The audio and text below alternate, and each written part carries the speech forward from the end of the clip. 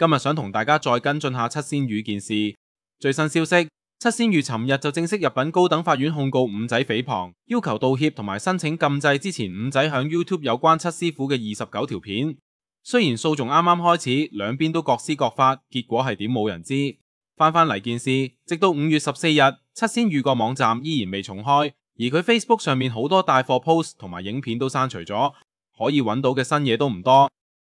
但經過呢幾日好多唔同嘅 YouTuber 繼續跟進呢一件事，令到有關七仙羽嘅事件越揭越多。我哋依家就帶大家睇一睇啦。先講第一件事，獨門方法，西方身心靈薯仔種生機。七仙羽自稱擁有超過25年從事堪輿風水、法科法事、西洋身心靈經驗。佢幾年前響一個靈異節目表演用薯仔種生機嘅時候，就已經將身心靈結合法科法事，實行用一招召喚天使幫手加持佢嘅薯仔種生機。呢招就連曾經好出名嘅陳振聰都未試過，七仙羽竟然勁到中西合璧。第二件事，銷售水龍珠。雖然七仙羽已經響佢個人嘅 Facebook 入面刪除晒有關水龍珠嘅資訊，但係我哋仍然可以喺一啲購物網站上面揾到七仙羽售賣水龍珠嘅資訊。網站話呢啲水龍珠係由泰國直接攞翻嚟，冇經中間人，慳翻好多，可以以優惠價1800到4800蚊賣俾你。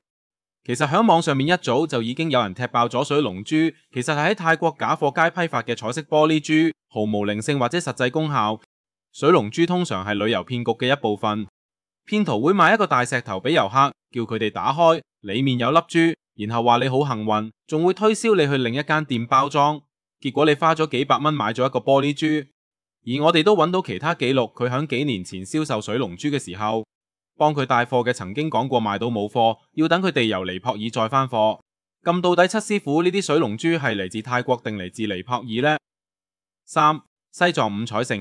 另外，我哋仲揾到另一單響討論區入面對佢嘅指控。根據網上面嘅資料，響2021年就已經有網民批評七仙羽出售據稱嚟自西藏，經由佢加持108日嘅金剛結，聲稱用咗呢啲金剛結就可以保平安。但網民揾到呢啲金剛結又名西藏五彩繩，響淘寶只係賣5蚊一條。而呢次帶貨仲揾埋前排好多新聞嘅網紅丁丁幫手，經佢買仲有買一送一嘅折扣添。